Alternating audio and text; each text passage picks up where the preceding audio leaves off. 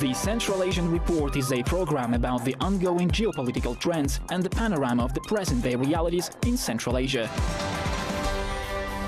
Politics, economics and culture, events, trends and people. All this on one territory. Hello, you're watching the Central Asian Report in today's program. The Free Economic Zone of Tajikistan, big prospects. Onai in Kazakhstan's southern metropolis, the new transport payment system. A director from Azerbaijan, a conductor from Italy, and the opera soloists of Central Asia, achieving musical harmony. And coming right up, headlines from Central Asia. By 2020, the authorities of Uzbekistan are planning to decrease the production of raw cotton by 350,000 tons and to get its final production volumes to 3 million tons. According to expert assessments, this volume should be enough for the needs of the local light industry and for a stable level of exports. Production will be cut back by means of decreasing the areas of cultivated lands, primarily in hard-to-reach mountainous regions and saline lands. Instead of cotton, vegetables and vine groves will be cultivated there.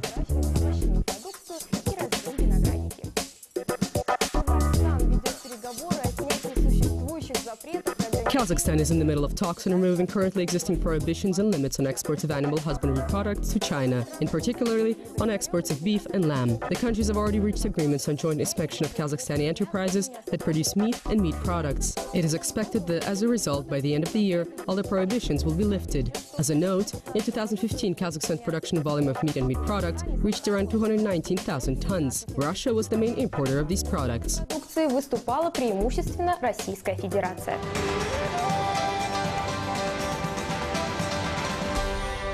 Промышленный оазис среди сельхоз. An industrial oasis among agricultural lands. That is what is expected of the Free Economic Zone Dangara in Tajikistan.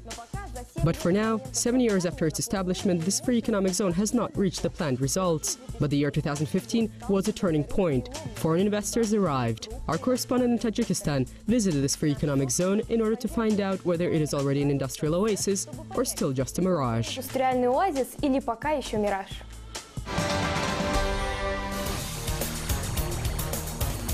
The Hatlon region, 90 kilometers south of Tajikistan's capital city. This is the Dangara Free Economic Zone. New plants and factories are being built on a territory of 520 hectares. Already 26 entities have been registered, 8 domestic and 18 with participation of foreign capital. This is where the construction of an enterprise that will produce large metal structures is being completed. This will be the largest structural object within this Free Economic Zone. There is nothing like it in the entire country. Once it commences its operations, the cost of metal structures will decrease by 30 to 40%, which will allow high-rise buildings with 30 to 50 floors to be built in the country. We're planning to provide up to 800 people with jobs. The overall volume of investments is $20 million. The volume of imported raw materials, which are steel sheets, will amount to 100 to 120,000 tons, and the production volume will amount to 1,300,000 square meters. The enterprise is located within this Free Economic Zone, enjoy relief from all forms of taxes, except the social and income tax. Foreign investors are already expressing interest in the zone. In cooperation with China, construction of a large oil processing plant with an annual production capacity of 1.2 million tons has already commenced. In addition, in the upcoming year and a half, there are plans to build 3 more joint enterprises with partners from China.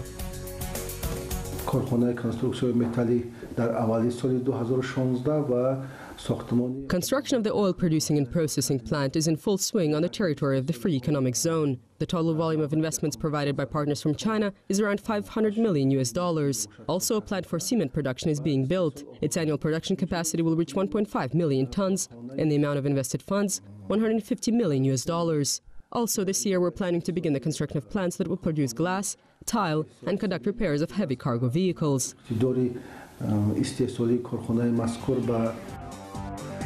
Overall, the volume of investment to the Free Economic Zone Dangara last year exceeded $10 million. This is a twofold increase over the 2014 level. Partnerships are being established not only with entrepreneurs from China, but also Iran and Russia.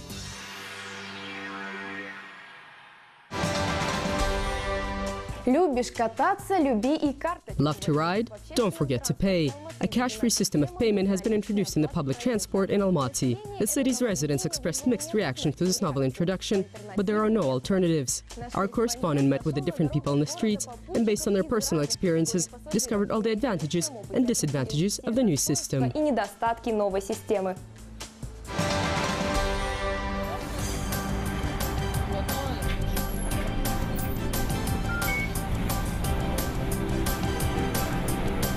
The new cashless system of payment for public transport was given the name Onai, which translates as easy. Its price, 400 tenge, which includes the cost of one trip. The balance on the card can be topped up using electronic payment terminals.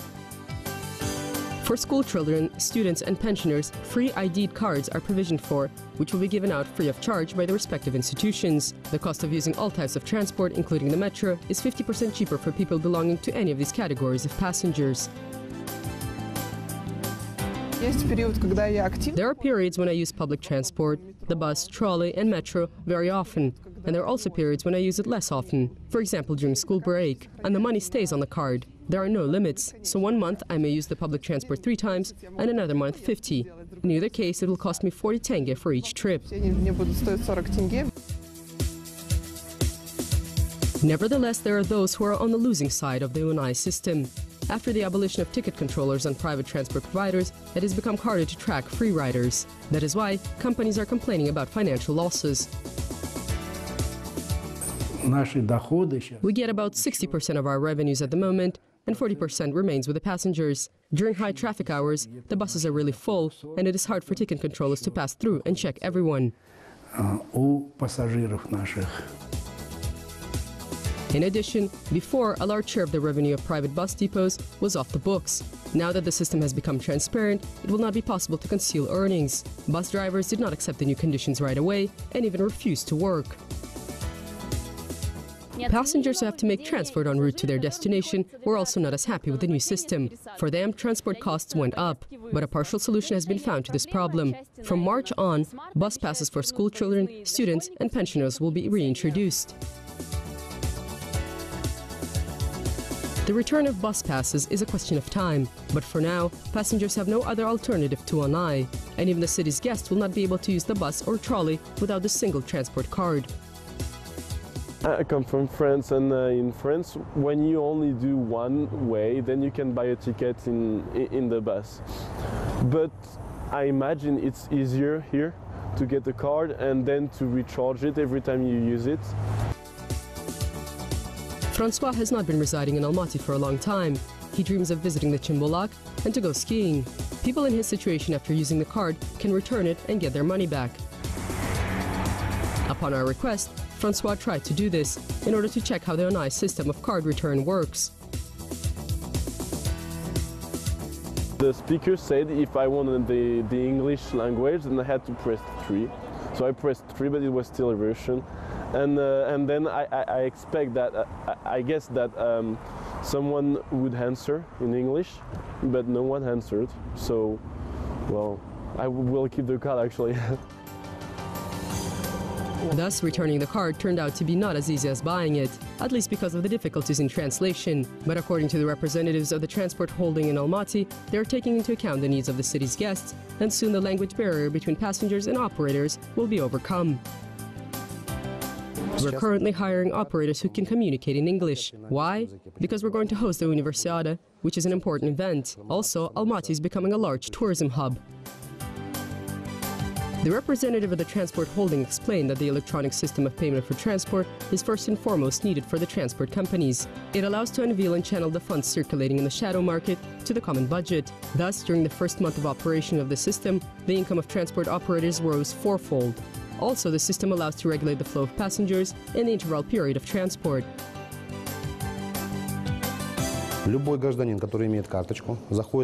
Every resident who has this card enters the bus, registers their trip, and we see automatically the fact of this transaction online. What does this allow us to do? To efficiently regulate the flow of transport. The final aim of the holding is to make public transport as the main means of movement through the city, and that means to provide people with comfortable and fast transport. In order to do this, specialists are analyzing international experience, borrowing ideas of city public transport systems of South Korea, Germany, Moscow, Minsk, and Kazan. Introduction of single payment cards. This is just the first step in the reform of the transport system of Almaty. Оперные певцы из Центральной Азии. Soloists from Central Asia on the stage of the Turkish theater. The play Karagle may have posed a true Babylonian challenge for its creators because the cast includes people who speak different languages. But fortunately, the language of music turned out to be universal, and that is why the conductor from Italy, a director from Azerbaijan, and soloists from Central Asia found a common tune. Our correspondent in Turkey, who visited the city of Mersin, brings us the full story. Поделиться подробностями.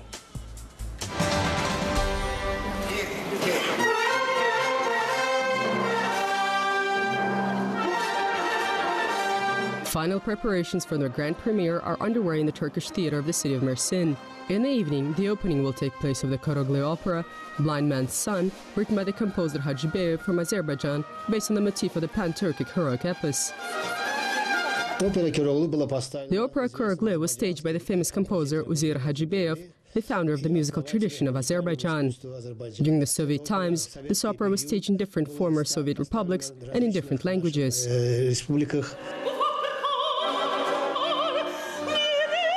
But today's premiere is special because an international collective of the greater Turkic world worked on its creation. A director from Azerbaijan, soloists from Kyrgyzstan, Kazakhstan, and Turkey, and the conductor, Lorenzo Soldanato, was invited from Italy. By the way, for him, participation in the staging of the Karagle opera turned out to be an interesting introduction to Turkic art.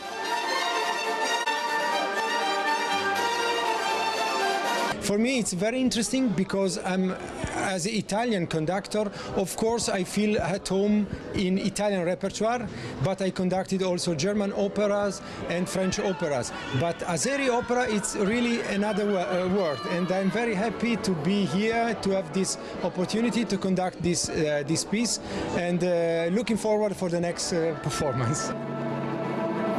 Preparations for the premiere took 2 months. Soloists memorized their parts in Turkish, and the choir of the Mersin Theatre, which was introduced for the first time to the musical culture of Azerbaijan, skillfully learned the unusual musical score of this opera.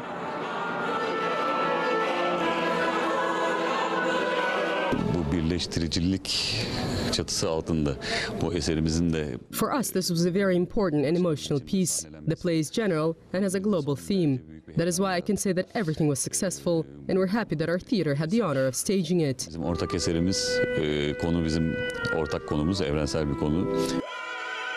Jupar Gabdulina and Goksay Yaran play the role of the two main protagonists, two lovers. On the stage, they go through a prolonged and painful separation. Their preparation for their roles was also done in different places. Jupar in her native theater in Kazakhstan, the Astana Opera, and Goksay in the city of Mersin.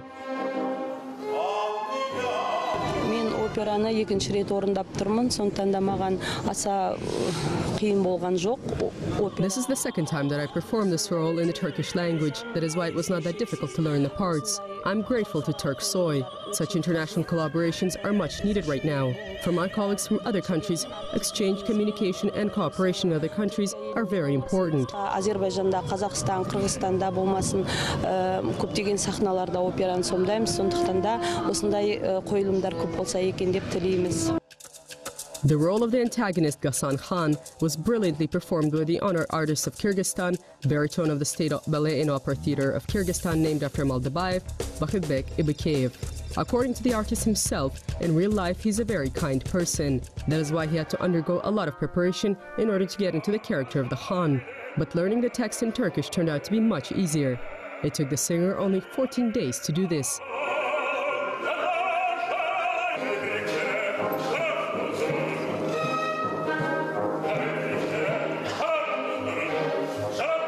The audience in Turkey reacted to the work of the international troupe and soloists from Central Asia with great ovation and a sold-out house.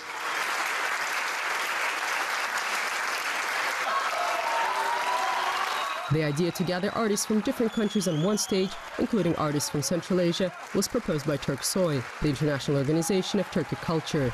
Soon, with the support of this organization, the opera troupe will begin a road tour across cities of Turkey. На этом все. You are watching the Central Asian Report. Until next time on Kazakh TV. Казах ТВ.